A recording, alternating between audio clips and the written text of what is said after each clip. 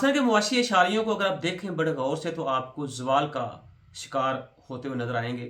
और उसके साथ साथ आप देखें कौम का मुराल वो भी तकरीबन जवाल पजीर है। और उसके साथ अगर हम थोड़ा गौर से देखें तो हमारी इखलाकियात या हमारी इखलाकी कदरें वो भी जवाल का शिकार आपको होती हुई नजर आ रही हैं।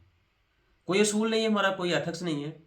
तो इस मायूसी के टाइम में एक बड़े किताबें पढ़ने वाले लिखारी बंदे से मेरी बात हुई तो उसने मुझे चंद एक चीज़ें बताई। तो यकीन करें मेरा तो ये बातें सुन के जहनी मऊफ हो गया और मुझे ख्वाब लगने लगा कि वाकई हम ऐसे भी थे। उसने अपनी बात का आगाज़ यूँ किया कि दूसरी जंग अज़ीम के बाद जापान 1960 की दहाई में खुराक की किल्लत का शिकार हुआ। और अगर आप 1960 की दहाई में जाके उस वक़्त के जापानीज़ बच्चे, जापानीज़ पॉपुलेशन देखें तो आपको उनके रंग में पिलाहट नज़र आएगी। तो पाकिस्तान ने एक खुराक से भरा हुआ जहाज़ टोक्यो भेजा, जो जापान को आज भी याद है कि यह पाकिस्तान ने हमारे ऊपर एहसान किया था। उसके साथ साथ चूँकि अमेरिका ने जापान से तावान वसूल करना शुरू किया, जो तकरीबन $10 बिलियन बनता है, और पाकिस्तान में उसका छठा हिस्सा था, जो कायद मोहम्मद जिन्ना रहमतुल्लाह अलैह ने माफ़ कर दिया था। जापान को आज तक ये भी बात याद है। कुछ सियासी बातें हैं जिनको मैं यहाँ से डिलीट कर रहा हूँ। 1950 की दहाई में हमने जर्मन को 5 करोड़ रुपए कर्ज दिया था। पोलैंड के जो मुतासरीन थे उनकी भी हेल्प की, उनको पनाह दी। चीन का दुनिया से रब्ता कराया। कैसे? PIA पाकिस्तान की पहली प्रवाज है जिसने चाइना में कदम रखा। और अगर थोड़ा हिस्ट्री में अब जाके देखें तो उस वक्त के जो प्रेसिडेंट थे मौजूद तंग और उनकी काबीना, उन्होंने खुद चल के एयरपोर्ट के ऊपर आके हमारी PIA की जो फ्लाइट थी पहली उसका इस्तकबाल किया। और चाइना आज तक हमारा ऐसा इस एहसान का जो है वो ममनून है। हमने अपने टर्किश भाइयों की भी मदद की। और उस दौर में देखा जाए तो टर्किश के जो फौजी, उमरा और एलीट क्लास के लोग थे, उनकी औलादें यहाँ पाकिस्तान में आके पढ़ती रहीं। मलेशिया के लोग, उमरा के बच्चे यहाँ मलेशिया पाकिस्तान में आके पढ़ते रहे। तो हमने पहला बोइंग त्यारा जो है वो भी तुर्की में उतारा और टर्किश ने हमारे उस बोइंग त्यारे के लिए नया रनवे बनाया और बड़े अच्छे अंदाज से हमारे बोइंग त्यारे का इस्तेकबाल किया। चीन के अंदर हमने लोहे का कारखाना लगवाया। पाकिस्तान में चूंकि पीको कंपनी काम कर रही थी तो उसी तर्ज का चीन के अंदर लोहे का कारखाना लगाया गया। और उस वक्त के जो सदर थे चू इन लाई, अपने माहरीन के साथ उन्होंने 1960 में उस कारखाने का दौरा किया। इसी तरह और मालिक जैसे ईरान, उसके बादशाह हर दूसरे महीने पाकिस्तान आया करते थे और बड़ी हैरत की नज़र से पाकिस्तान को आगे बढ़ता हुआ देख रहे थे। सऊदी अरब में 1970 तक, पता है आपको, ज़कात पाकिस्तान से जाती थी। आज दुनिया की चौथी बड़ी एयरलाइन एमिरेट्स, जिसका कोड नेम EK और K स्टैंड्स फॉर कराची। वजह यह है कि UAE की पहली प्रवास कराची से रवाना हुई थी। आज देखें वही एमिरेट्स एयरलाइन जो है दुनिया की चौथी बड़ी एयरलाइन है। माल्टा का नाम सुना होगा आपने। उस मुल्क के बच्चों को सिलेबस के अंदर PIA का पूरा एक चैप्टर पढ़ाया जाता है। जैसे मैंने कहा कि मलेशिया जैसा हमारा इस्लामी ब्रादर मुल्क, उसका जो आइन है वो पाकिस्तानी वकला ने लिखा है। जनूबी कोरिया को देखें, उन्होंने महबूबुल हक से 5 साल मनसूबा हमारा बारो किया और वो कहाँ से कहाँ चला गया। और जब 1961 में अयूब खान साहब ने अमेरिका का दौरा किया तो उस वक्त कहा यह जाता है कि एयरपोर्ट से व्हाइट हाउस खुली गाड़ी में वो गए और गाड़ी के दोनों तरफ अमेरिकन लोग उनके ऊपर फूल बरसा रहे थे।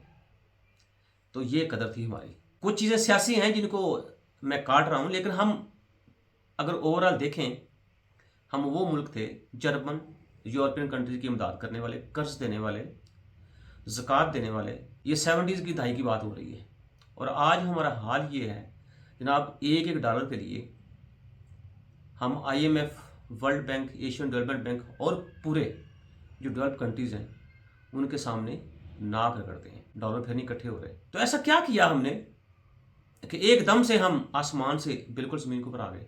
क्या हमने को अपने बिहेवियर के अंदर ऐसी चीज़ डाल दी या आपने को ऐसी चीज़ अडॉप्ट कर ली जिसको अपनाने की वजह से हम जो तरक्की के जीने तय कर रहे थे, ऊपर जा रहे थे, एकदम से हम नीचे आ गए। और जाहिर सी बात है, जिस तरह तरक्की करते करते इंसान को टाइम लगता है, इसी तरह जब आप गिरते हैं तब भी टाइम लगता है। तो क्या मैं ये समझूं कि हम बिल्कुल हिम्मत हार चुके हैं? पाकिस्तान दुनिया का वो मुल्क है जो 300 अरब डॉलर की वाटर इकोनॉमी संभाले हुए है। पाकिस्तान दुनिया का वो मुल्क है, कभी ये दुनिया का 5वां बड़ा वीट एक्सपोर्टर होता था, राइस एक्सपोर्टर होता था, मिल्क एक्सपोर्टर होता था। तो आज भी हमारा जो एग्रीकल्चर सेक्टर है उसके अंदर तकरीबन 300 बिलियन यूएस डॉलर का पोटेंशियल पाया जाता है। पाकिस्तान दुनिया का वो मुल्क है जिसकी पॉपुलेशन में यूथ का हिस्सा या यूथ का पोर्शन मोर देन 50% है। पाकिस्तान दुनिया का वो मुल्क है जो चाहे तो दुनिया की सस्ती तरीन एनर्जी प्रोड्यूस कर सकता है। हम जियोग्राफिकली दुनिया के उस खित्ते के ऊपर मौजूद हैं।